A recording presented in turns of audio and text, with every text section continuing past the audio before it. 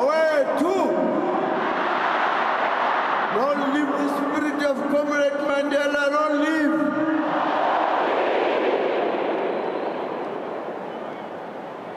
The Honorable President of the Republic of South Africa, Comrade Jacob Zuma,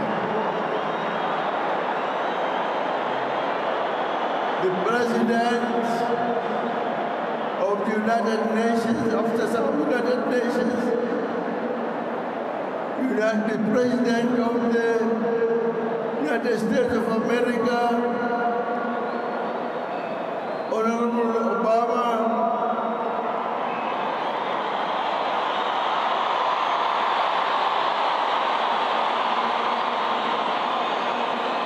all the presidents who are here today to bid farewell to Comrade Mandela,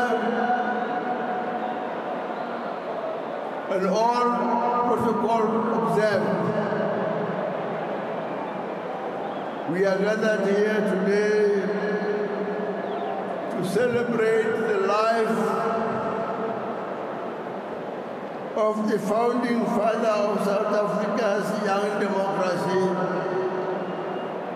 Nelson Mandela. Ladies and gentlemen, I have the privilege and honor to say something about Madiba and how he touched my heart, my soul, my life, and those of the millions of South Africans, and continue to touch many lives throughout the world even after his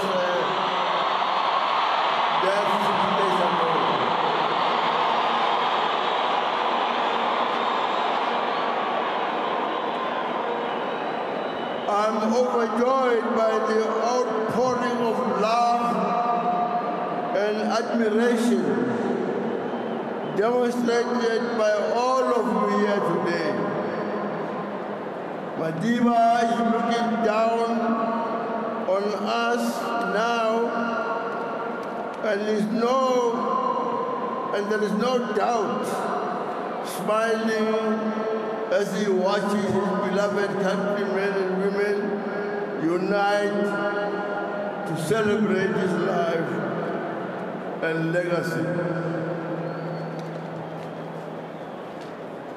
Seldom does one individual have so significant and lasting an impact on a nation that the world at large grieves at news of his passing with love and passion that Madiba has received. He was an incomparable force of leadership, acceptance and kindness that illuminated the way forward during our nation's darkest hour. He inspired us all by entering the den of enemy and ultimately, together with the people of South Africa and the world, defeating oppression and subjugation, not by force, but with understanding and love. Although Madiba fought for the eradication of racial prejudice in South Africa under the leadership of the African National Congress, he did so with a goal to unite all colors and creeds beneath a banner of mutual respect and kindness. The realization of this ideal required Madiba and many fellow ANC comrades to sacrifice precious years to imprisonment in setting that undermine their health and well-being. Despite this, our peerless role model worked to toll upon his release in 1990, describing his oppressors as men of integrity who had committed themselves to ushering in a new era for South Africa. Nelson Mandela was an inspiration to billions by epitomizing the values of sacrifice, wisdom, and patience. He created hope when there was none. He forced optimism and confidence out of distrust and sorrow. It is not possible to compare an individual of his stature to commonly applied models of leadership and sagacity. As a young man caught in the midst of apartheid, most fearsome and violent, yes, the ideals that he stood for were guiding light during uncertain times. Throughout the struggles that we experienced, I consistently revisited the sacrifice he was making and principles he represented. My path with Madiba first crossed in the early 50s at the London Railway Police Station. A friend of mine, Simon Malaza, who knew him better, introduced me to him as a Mr. Mandela, quote, a very wise man or a future lawyer, unquote. At that stage, I did not know that our lives were intertwined and bound together by destiny. When I became active in the politics of the African National Congress in the early 50s, I got to know Madiba better. Madiba's greatness as a leader stems from his humility and an ingrained belief in the persuasion and respect for collective leadership. He believed in sharing insights and listening to and learning from others.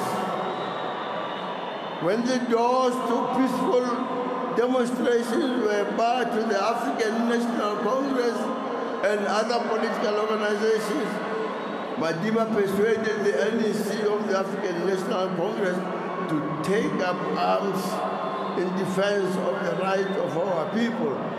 Thus, Umkhonto wesizwe, the Rumolas Charm, the spear of the nation, MK, was formed.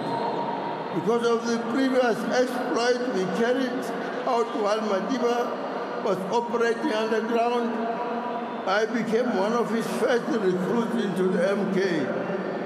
I, together with 5 others, was the first 6 MK recruits from 1961 to the end of 1962 to be sent out to the People's Republic of China for military training. I was, together with Raymond Mhlaba, Wilton Ngoy, Abel Mthembu, who later became a state witness against us, Steve Naidu, and Joe Gabi. Upon my return from China,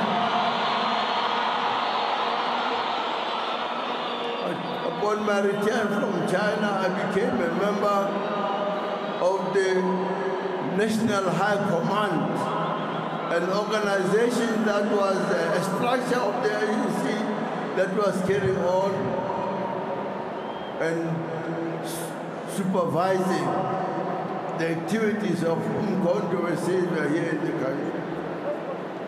After the 11th of June 1963 Livonia trial arrest, together with Madiba, we were charged during the treason trial by the National Party government for attempting to overthrow the apartheid government through violent means.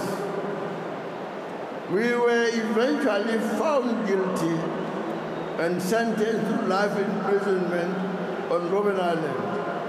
As a prisoner 467-64, I occupied a cell next to that of Madiba, who was prisoner 466-64. In prison, Madiba exuded leadership, but based on collective thinking. This had a significant impact on my own development as a man, a South African citizen, and an ANC member.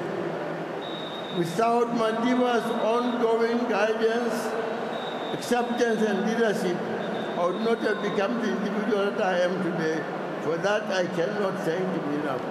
I'm certain not the individual that has been fortunate enough to benefit from the lofty example that Nelson Mandela set.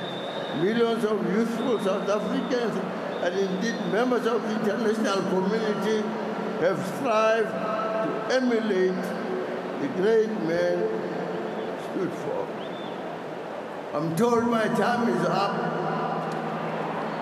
but it should be our collective wisdom, conviction, and resolve as the community of nations to uphold the values of Nelson Mandela. God bless Madiba. God bless your soul. May his soul rest in peace. Thank you very much.